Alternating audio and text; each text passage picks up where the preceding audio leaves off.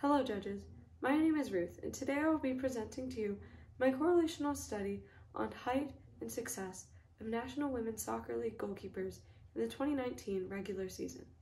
In this project, I gathered and analyzed data to determine if there was a statistically significant relationship between height and success. I pursued this research because as a soccer player myself, I know that there are certain things that can give one an advantage in the sport. This includes who one trains with, what method one uses to train, and even one's socioeconomic status, because this limits which gear one can get and which clubs and trainings one can sign up for. In my background research, I found a study by Zoran Milanovic.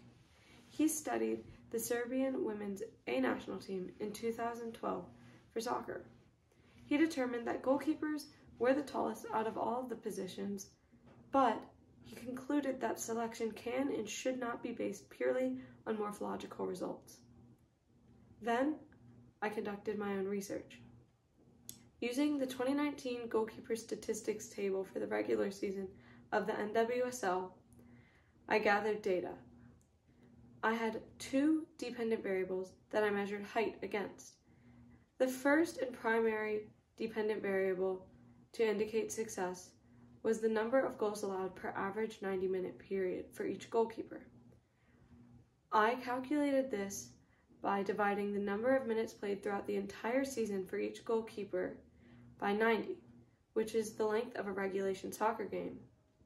Then, I divided the number of goals allowed throughout the entire season by that quotient. My secondary dependent variable was success rate as calculated by the NWSL, which is saves over shots faced. I measured correlation using the Pearson product moment correlation coefficient, which is a scale of +1 to -1 that indicates how related two variables are. A score of +1 would indicate a perfect positive correlation, in which as the independent variable increases, the dependent variable does as well. A score of 0 indicates no relationship, and a score of -1 indicates a perfect negative correlation, whereas the independent variable increases, the dependent variable decreases. My results showed that there was no significant correlation between average number of goals allowed per 90-minute period or success rate. For average number of goals allowed per average 90-minute period, there was a negligible correlation of 0.0414, and for height and success rate, there's a small association of -0.605. My graphs also show this lack of correlation as both of the lines of best fit are near 0 degrees.